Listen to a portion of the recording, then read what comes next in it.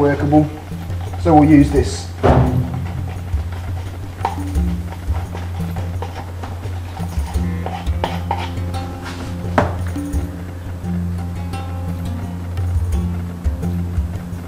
So pour it into your gaps,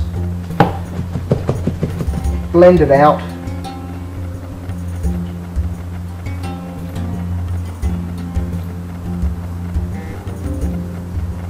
Oh, I guess this could be another effect. Because the plaster's already hardened a little bit and I added a bit more water, it's still got some chunks in it.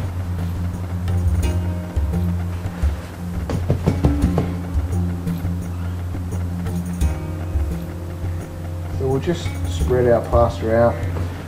Oh, this is going to be chunky. This is why I use the Hydra Stone for this sort of effect, is because it's not so quick to set. You get a bit more time to work with it.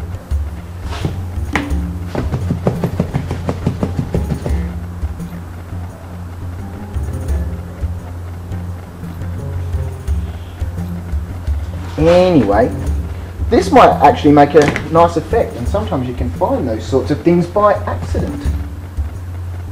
Because it has the chunks in it. Now, I'll show this. You see that sort of effect? Because it's got the chunks in it. One effect. Two effects. This one's made with fingerprints, this one's made with a piece of aluminium foil, and this one's made with some slightly dry plaster that's had a bit of extra water mixed to it.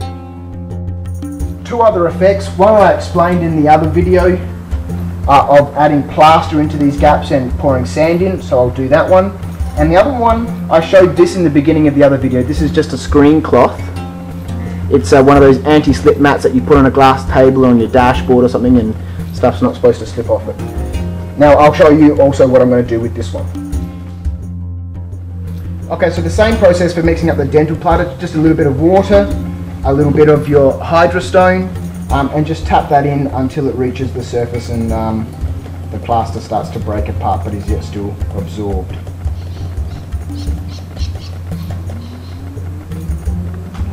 And by absorbed, I mean that any underneath the surface of the water you'll be able to see the plaster sitting there, and on the top of it it's going to start to break up. And we're almost there, so I'll show you that.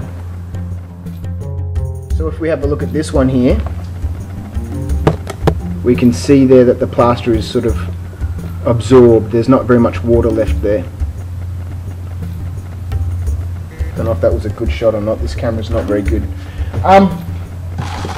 Go Sony, love Sonys. Anyway, we'll mix this up. That grating sound is just the edges of this, at the bottom of this cup. Give it a nice mix. Now the dental plaster is a lot more viscous, the Hydra Stone is a lot more viscous than the dental plaster, and it stays workable for a little bit longer. But what we want to do is, I hope you will have enough of both examples, is we'll just pour this into our opening. Whoops. I want to keep those beams clean. Tap it in. And then with our sand,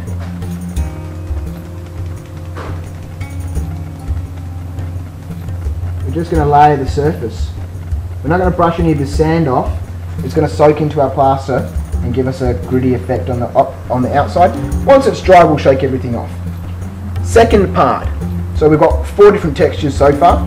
The 5th one is using one of these cheesecloths or something that's got little holes in it like this, because these sorts of frames called wattle and daub were built using a wicker frame. The frames, they used to build the timber frames. Inside these frames here, they'd put like a wicker cross stitch sort of mesh, and then you get bits of cow dung, mud and straw, mix it all up. The cow dung helps hold everything together, and they'd press it onto the walls. So we're just going to cut ourselves a strip of this stuff.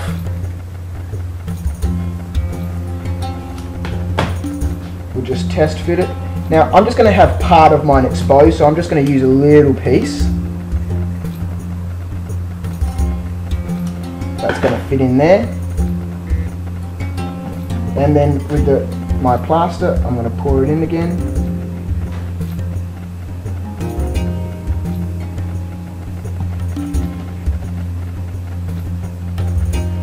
let it soak in, and then I'm just going to drag it over the top here.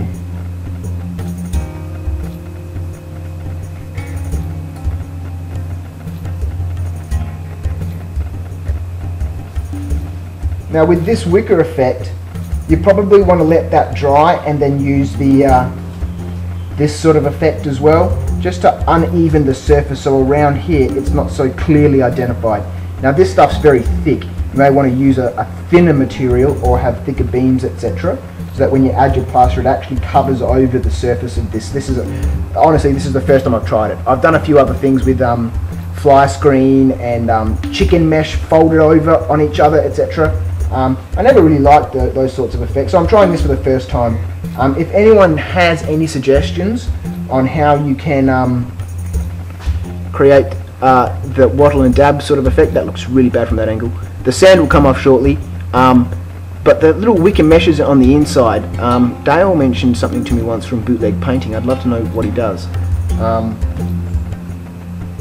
So there we go, 5 different methods for creating textured surfaces on the sides of Tudor buildings.